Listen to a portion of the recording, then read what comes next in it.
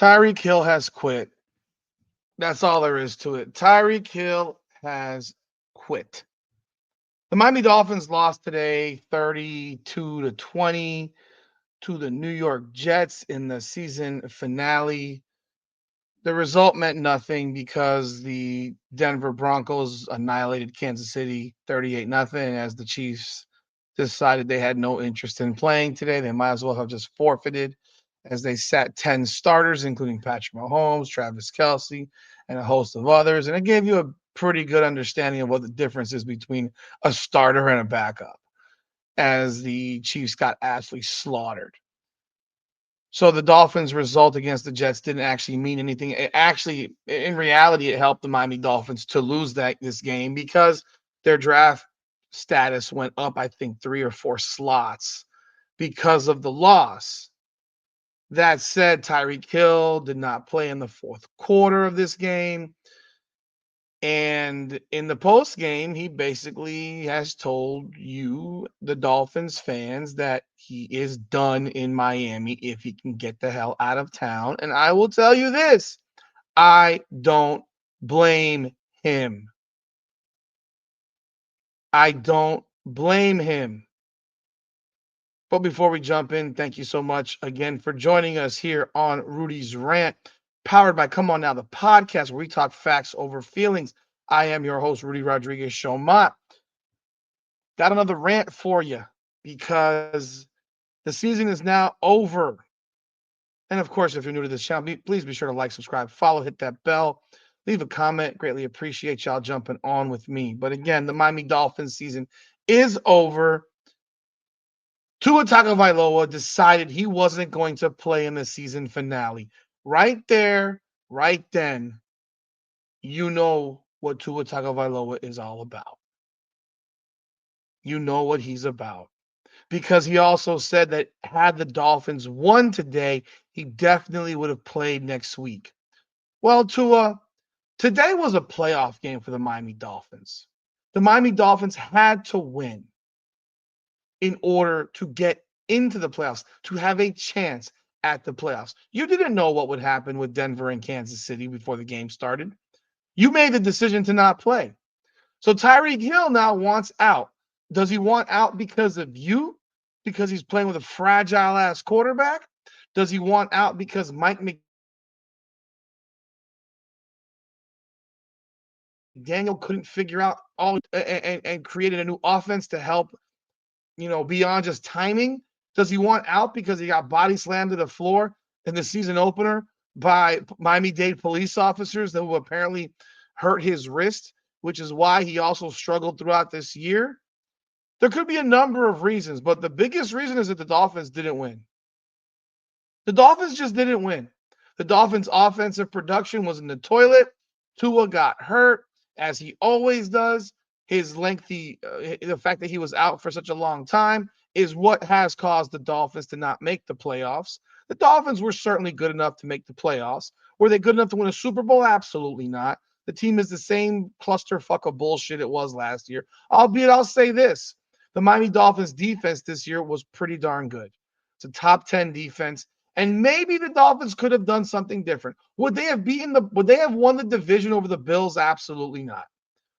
They would not have won the division. No way in hell. But would they have positioned themselves as a potential 5 seed? Very much so. They could have been a 5 seed because that would have been second place in the division, the top wild card spot. As they did finish 8-9, they started off 2-6. They finished 6-3. The 2 losses to the Colts and the Arizona Cardinals, those were devastating losses. I don't think they would have lost today had they been in position already. So if they had been 10-6 and a win here gets them to 11-6 and seeds them better, do I think they lose today? No, I think they would have been playing probably a little bit harder. But Tyreek Hill wants out. And this is what Tyreek Hill had to say after the game.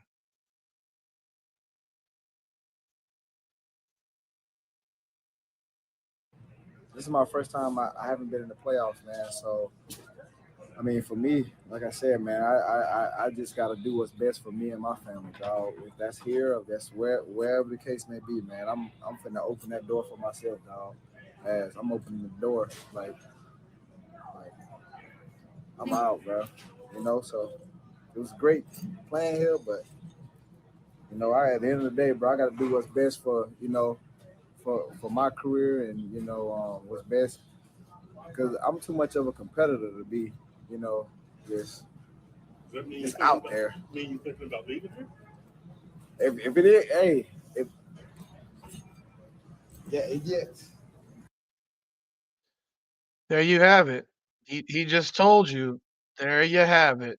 He just told you he is out and he doesn't want to be here. Now, I don't know that he has the option to just say he's out because I do believe he has another year on his contract, or maybe he doesn't. Let me check. I thought he had another year in his contract. He does. He has another year on his contract. In fact, he has 2 more years on his contract with the Dolphins. So, unless the Dolphins decide that they're going to dump him, he does have another 2 years on his deal with a $10,000 base for next year and a 29.9 million base for 2026. So I don't know how he can just simply say, "Yeah, I'm out," unless he's going to decide to hold out potentially and try to force a trade. Maybe that's what he's talking. Maybe he's going to try to force a trade and tell them that he wants to go, and that would be it. But he can't just say he's out. Like this isn't. You don't have that right to just walk away. Like you're under contract. You're under a contract. Yeah, you can hold out, but and try to force your way out. But right now, he is under a 3-year, $90 million deal. And I don't see the Dolphins cutting him. Like, you would not cut a talent like that. However, I could see a way of the Dolphins have to make a decision. Where the direction of the franchise is the biggest problem right now is there is no direction. Stephen Ross has already come out with a preposterous statement that it is utterly bothersome as a Dolphins fan. It's kind of frustrating to say the least. And this is the statement that he has released already, which tells me he's just not qualified to be in the position he is as the owner of this team and should probably look at selling the team. He says, "I want to thank the players and coaches for their hard work throughout the 2024 season, as well as the fans for their support. As the owner of this team, I am ultimately accountable for our successes and failures. We fell short of our expectations this season, and I understand and share in the frustration in our performance on the field. As we now look towards 2025, our football operation will continue to be led by Chris Grier and Mike McDaniel with my full support.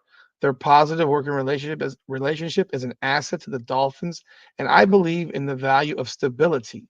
However, continuity in leadership is not to be confused with an acceptance that status quo is good enough. We will take a hard look at where we have fallen short and make the necessary changes to deliver our ultimate goal of building and sustaining a winning team that competes for championships." You know what, Stephen Ross? You can shove that statement up your ass. Seriously, man. Like you can really shove that statement up your ass. Because as a Dolphins fan, my entire life, I've not seen the Dolphins in a Super Bowl since I was 7. I have not seen the Dolphins win a playoff game since I was in college 24 years ago. 24 years ago. The Dolphins can barely make the playoffs, let alone win a playoff game. They've been the same team or worse for 24 years. And you're going to sit here and say that the Chris Grier and Mike McDaniel are coming back the day you just lost? I mean, my God, can you at least think about it for a second? The reality is both of those guys should get fired. They should both be fired. Chris Grier's decisions, not the greatest. Just watching Andrew Van Ginkel playing for the Minnesota Vikings is driving me crazy. They could have kept him for 10 million a year, 11 million a year. Let him go to Minnesota. He's a monster. They're 14-3. Yeah, they lost tonight, but they're 14-3. He's one of the best defensive players in the league. You let him go. You let Christian Wilkins go last year as well. Your offense is all based. I mean, it's amazing watching Mike McDaniel not know how to coach a backup quarterback. It's ridiculous. You have to be able to win in other ways than a timing offense. When the first read's gone, then what? But when Tua doesn't play, your backups are the most inept group of bums that we have ever seen. Huntley looks like he's never played football before. And I know Huntley has played football. And I know Huntley was a starting quarterback in college at Utah. Huntley's from South Florida, went to Hollandale High School. But today he looked like he never picked up a football before. It looked like he never played in one game that where the temperature was under 75 degrees. He dropped multiple snaps. What in the world is going on? You guys are so unprepared on a week-to-week basis. And while Tua is, yes, he's our best option at quarterback, he's not the option at quarterback. He's inconsistent, always hurt, doesn't play well against good teams, can look great versus bad ones, but against the good ones, he shrivels up into a ball. It's the same story every single year. And the fact that Tua decided he wasn't going to play the last 2 weeks told me all I need to know about Tua Tagovailoa and the fact that he is a soft motherfucker. He's soft as butter. He has no business playing in the NFL. He's going to keep collecting his check, but the Miami Dolphins would be in their right mind to find a way to move him in the offseason. But no one's going to want a concussion-prone quarterback. A hip issue? We knew nothing about his hip issue until he sat out last week. No injury 2 weeks ago. Then all of a sudden, he has a hip problem. Doesn't play against the Browns. You have a de facto playoff game today, and the man does not get on the field. That is a problem. And if I'm a teammate of Tua Tagovailoa, I don't want to play with him anymore. I may not have wanted to play with him to begin with, but if I was cool with him before that, after today, I don't want to play with him. I don't want to be on his team because I know when the time gets rough, he's going to fall. He's going to shrivel. He's going to shrink. He's going to do that crap in Waterboy where the coach would hide behind the players or try to sneak off and run away. That's Tua Tagovailoa. I'm so sick of listening to this, hearing about this guy, watching these guys wearing overcoats, and it's 35 degrees. Like, guys, you gotta nut up a little bit, bro. If you don't want to, it's so frustrating as a Dolphins fan. So frustrating. If the Detroit Lions can bring their franchise to something after so many years, why the hell can the Dolphins not do the same thing? Oh, yeah, the Dolphins had Dan Campbell. Stephen Ross never hired him to keep him as a head coach. You think that would have made a difference if he was still Miami's head coach today? You need a man to lead men. Mike McDaniel comes across like a freaking little boy in his 17-year-old clothing. He looks confused. He looks like he has no idea what to do. Players, coach, all this soft-ass shit. Soft. A running game that disappeared this year. What happened to Raheem Mostert? Went from all world last year to barely playing this year. I get it. Devon Achane took over, and I like Devon Achane. But there used to be a rotation, with these guys. There used to be a rotation. The offensive line, for the most part, wasn't bad. Although Teron Armstead, you got to get rid of his bum ass because that man is always hurt. Another decision Chris Grier made. You knew Teron Armstead was going to miss 7-8 games a year when you signed him. And it's exactly what he's done in Miami. He misses game after game after game. There's always something. Jalen Waddle hurt, dropping balls today. I'm going to tell you right now, the Miami Dolphins need to be blown up. Blow it the fuck up. If Tyreek Hill wants to trade him, go get yourself a couple of first-round picks because that's what he's worth. He's worth a couple of first-round picks. He's still a top-end, top 3 to 5 wide receiver in NFL. Led the league in receiving last year. This year, without a quarterback, it's not easy. Jalen Waddle had a horrible year. Horrible year. I mean, to watch the drop-off with this team offensively, it's simple. It's simply done because Mike McDaniel could not adjust. I mean, Jalen Waddle had, for Christ's sakes, 700 passing yards. A lot of the balls that Jalen Waddle might have gotten went to Jonnu Smith. Jonnu Smith had a great year for the Miami Dolphins, and I'd like to see him come back.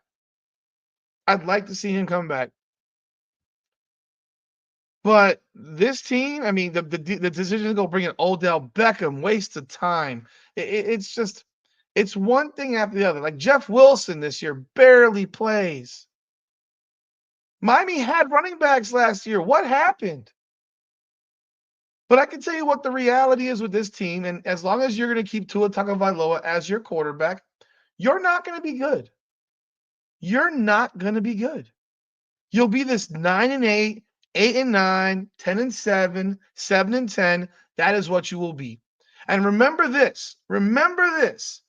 Before Tyreek Hill got here, Tua looked like garbage. When Tyreek Hill got here, Tua looked a lot better. Hell, he even fooled me. But against good teams, he fell apart.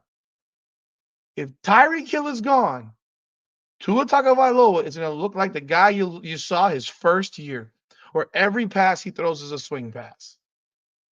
Every pass he throws is a swing pass. If he's even playing, because he's always concussed. But Tyreek Hill is done. I mean, that interview is as in your face as I'm out. Like, I'm done. So clearly Tyreek Hill's plan is to ask for a trade. This plan is clearly to ask for a trade. But yet you want to keep Mike McDaniel and Chris Grier. Stephen Ross, you have been the most inept, incompetent professional sports owner that I've ever seen. I mean, ever seen. It's insane. You have a team for what? What is the purpose of you owning this franchise if the goal is not to win? I don't know what the goal is. It can't be winning.